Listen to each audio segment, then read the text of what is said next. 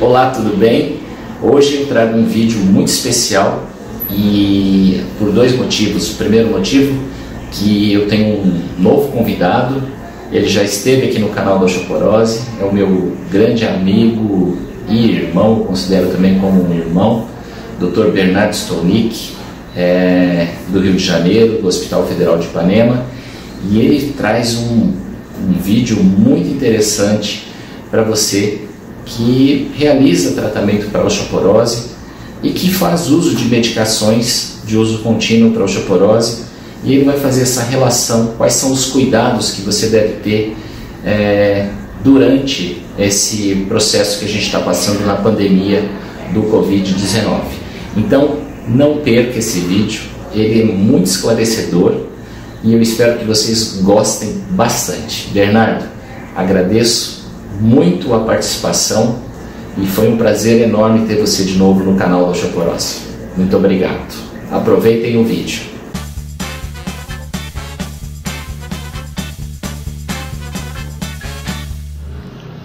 Olá, eu sou Bernardo Stolnick, ortopedista daqui do Rio de Janeiro, e é um prazer mais uma vez poder dar um depoimento para o canal da Osteoporose do meu querido amigo Cláudio Mancini.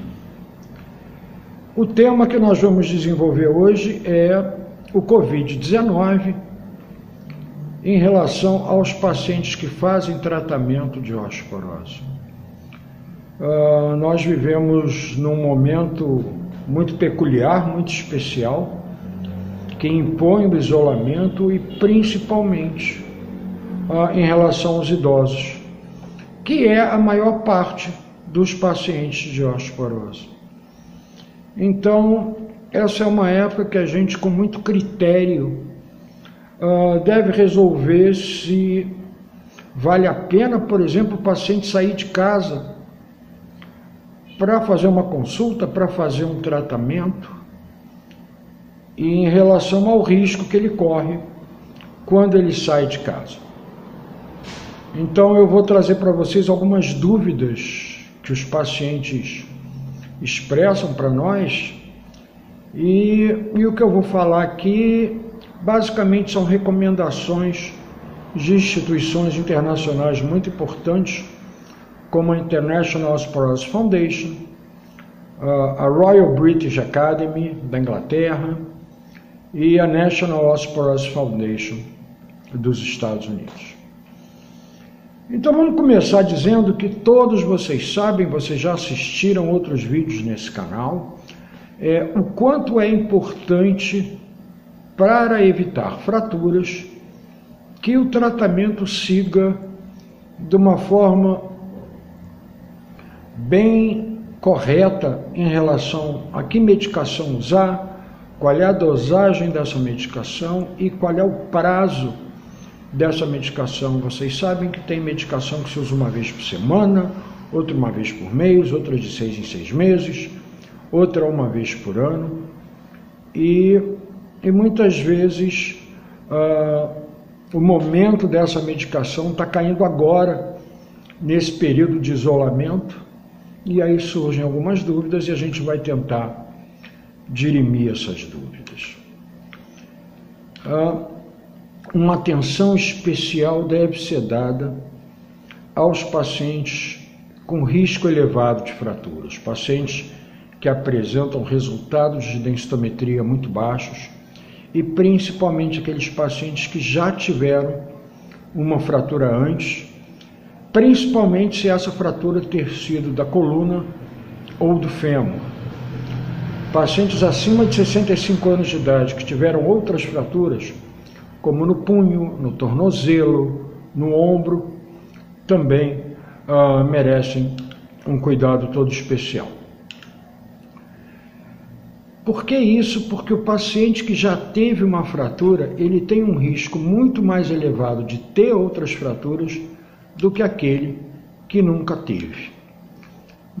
Agora, mais do que nunca, é momento de não ter fratura. O momento para ter fratura é muito ruim.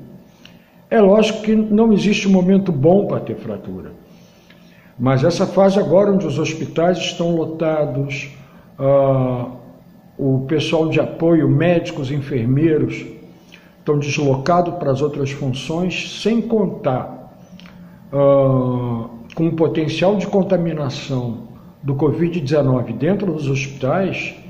O pior cenário que pode ter é uma fratura agora e você ter que ir para o hospital, por exemplo, ser operado dessa fratura.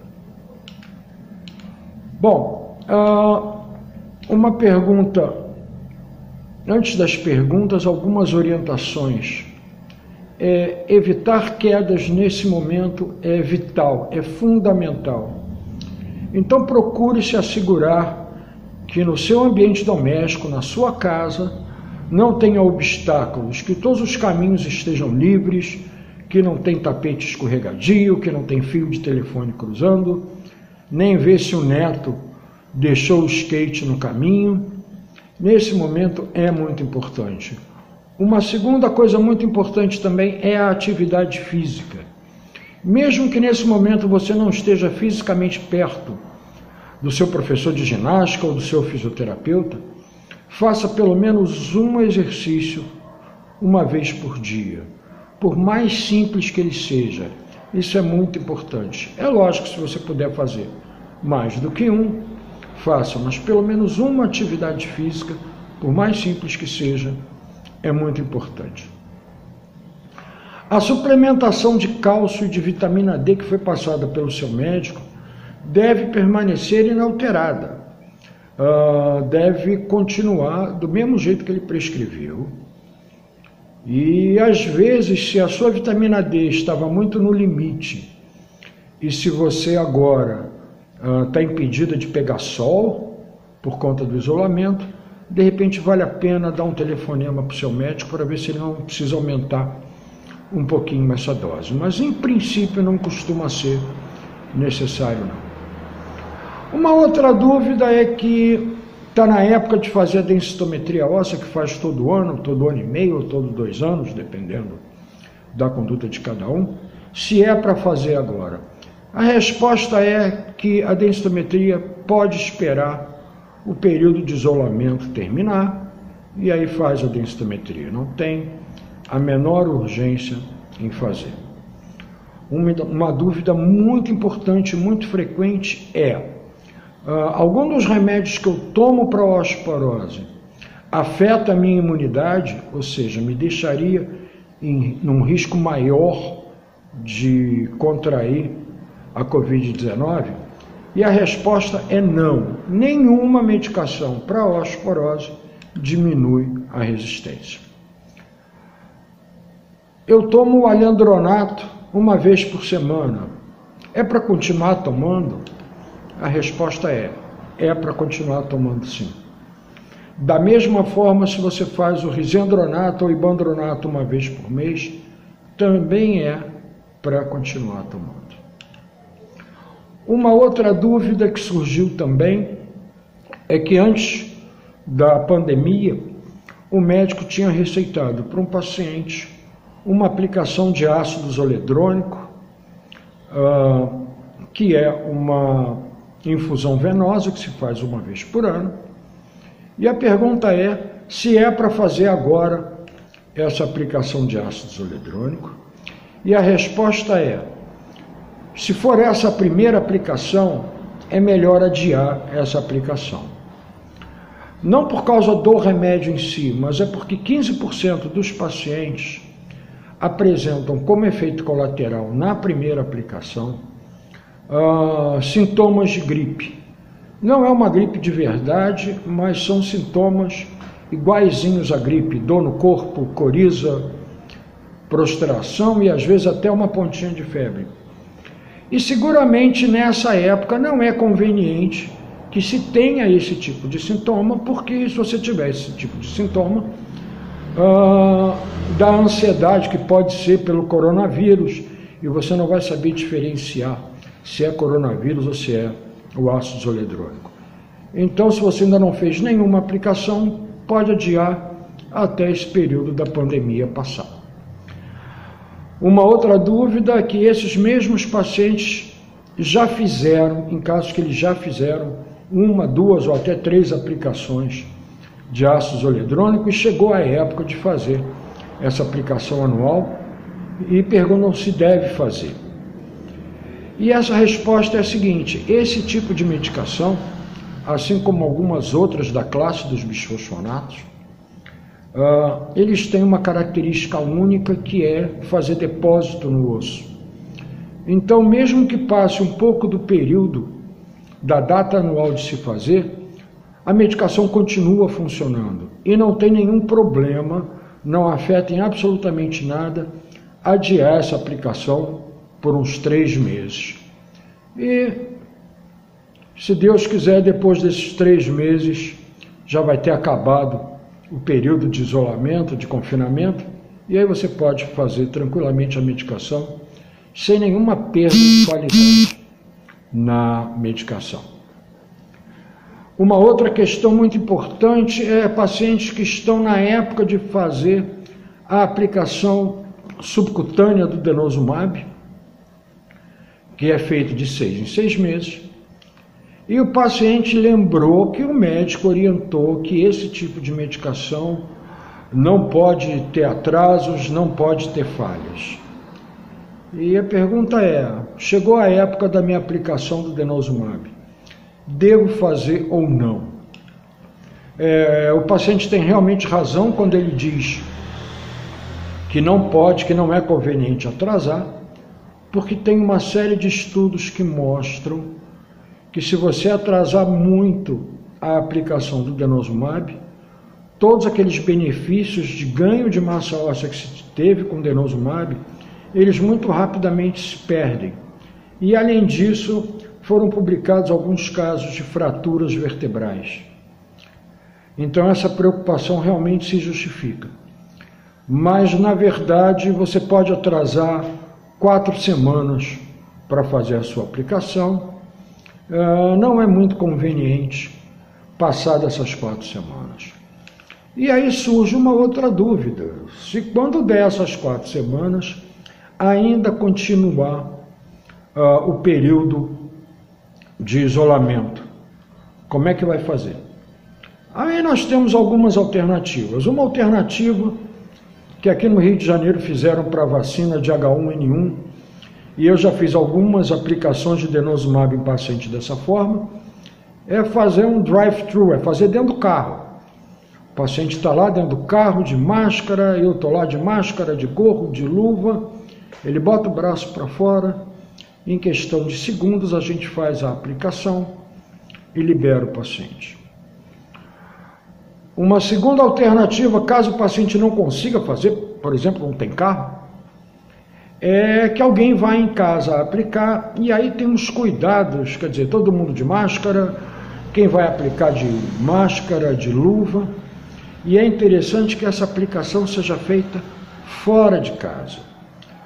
Porque isso não é novamente por causa do denosumab, mas que essa pessoa que veio aplicar, de repente é uma pessoa que está em contato com muitos pacientes, e às vezes essa pessoa pode ser um vetor de contaminação, e sendo fora de casa ao ar livre é muito mais seguro. E numa última hipótese, se outro jeito não tiver, faz dentro de casa mesmo, com home care, ou se o médico tiver disponibilidade, se ele estiver atendendo, conversa com ele, de repente você vai lá e faz com toda a proteção que se faz necessária. E uma última pergunta é se essa questão do Covid atrapalharia o acompanhamento. O acompanhamento do paciente com osteoporose, o acompanhamento do paciente com risco elevado de fraturas. E a resposta, mais uma vez, é que a maior parte desses pacientes são idosos, e a presença física deles nas clínicas, nos hospitais, nos consultórios, de repente é um fator de risco que pode ser, o risco de contágio que pode ser evitado. Então, hoje em dia nós temos muitas ferramentas de comunicação, telefone, e-mail, SMS, aplicativos de comunicação, hoje em dia até telemedicina tem, e o paciente pode entrar em contato com seu médico, da mesma forma que ele entra em contato com, por exemplo, com seus familiares, com seus amigos, usando as mesmas ferramentas. E com certeza o seu médico terá todo o critério em dizer se você precisa fisicamente ser acompanhado no tratamento ou se dá para ser acompanhado nessas ferramentas de comunicação, que, como eu disse, na maior parte das vezes é possível fazer esse tipo de acompanhamento. De qualquer forma, é importante lembrar que isolamento físico não é isolamento social. Tenha contato com os amigos, com os familiares e, com certeza, o seu médico que lhe acompanha está à sua disposição para qualquer dúvida, para qualquer esclarecimento que possa ser necessário. Muito obrigado pela atenção de vocês e lembrar que, mais uma vez, é um grande prazer dar esse depoimento ao canal da Osteoporose. Até a próxima.